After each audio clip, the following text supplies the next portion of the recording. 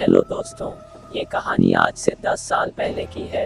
आज मैं आपको अपने चचेरे भाई का डरावना अनुभव बताने जा रहा हूँ।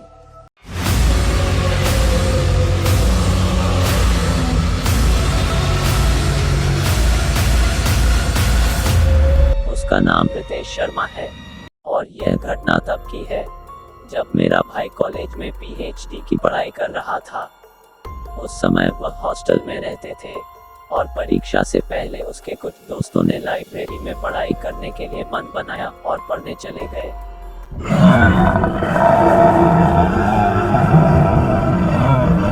पढ़ाई करते हुए रात के 1 बजे बज चुके थे।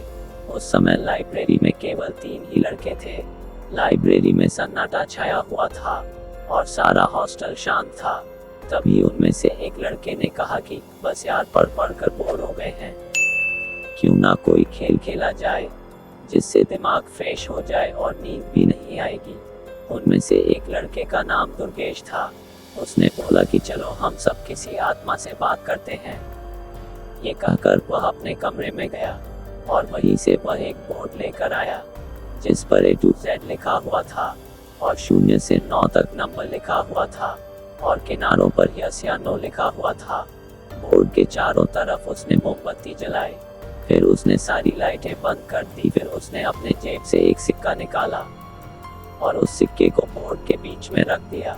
उनमें से एक लड़का ये सब देखकर डर गया और डर के मारे अपने कमरे में चला गया। अब वहाँ 2 लड़के बचे और उन्होंने उस पासे पर एक उंगली रख दी। फिर दुर्गेश ने उन लड़कों को हिम्मत देते हुए कहा कि यहाँ हम आत्मा को बुलाने वाले हैं, ये खेल बहुत ही रोमांचक होने वाली है। कोई डरना मत, यहाँ से भागना मत। अगर आत्मा को बुरा लगेगा तो वो आत्मा परेशान करेगी। सबसे पहले दुर्गेश ने हिम्मत किया और बोलने लगा, अगर यहाँ पर कोई आत्मा अगर रहती हो तो बाहर आओ, सामने आकर हमसे बात करो। वहाँ पर अजीब सा सन्नाटा और अंधेरा छाया हुआ था। अचानक वहाँ पर जोर जोर से आवाज आने लगी। उसने सोचा शायद कोई किताब गिर गई होगी। उसी समय बोर्ड पर रखा सिक्का भी हिल रहा था।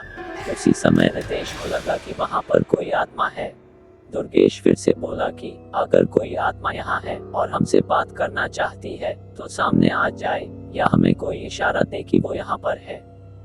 तभी वहाँ पर जो पंखा बंद था वो सब पंखा जोर जोर से चलने लगा। लेकिन दुर्गेश ने अपने साथियों को हिम्मत देते हुए कहा कि कोई भी डरना मत और डर के यहाँ से भागना मत, वरना तुम सब परेशान हो जाओगे। जो भी डर के यहाँ से भागने की कोशिश करेगा, आत्मा उसे जरूर नुकसान पहुंचाएगी। उसके बाद दुर्गेश ने आत्मा से कहा कि अगर आप यहाँ मौजूद हो या मेरे सामने खड़े हो तो मेरे सवालों का जवाब दो। इतने में वहाँ अजीब अजीब आवाज आने लगी। हवा भी तेज चलने लगी।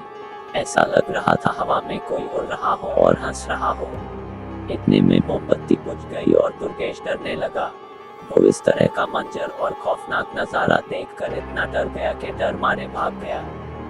लेकिन वहाँ पर रितेश फंस गया और तुरंत दरवाजे की तरफ भागा। उसके दरवाजा के पास पहुँचने से पहले ही गेट बंद हो गया। जब वो गेट की तरफ भाग रहा था तो उसको लगा कि उसे कोई पीछे की तरफ खींच रहा है। रितेश जब पीछे मुड़कर देखता है तो उसके होश उड़ जाते हैं।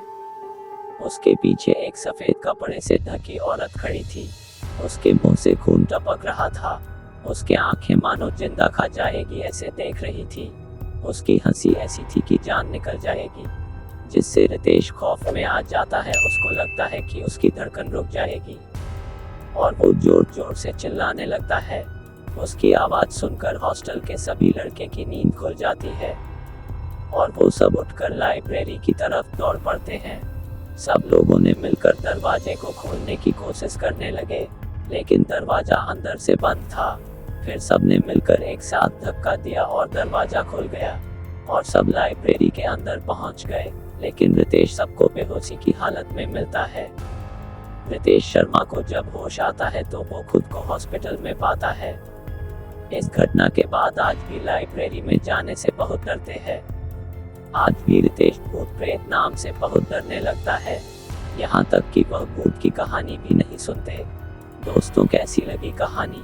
ऐसी कहानी सुनने के लिए वीडियो लाइक और चैनल सब्सक्राइब जरूर कीजिए। धन्यवाद।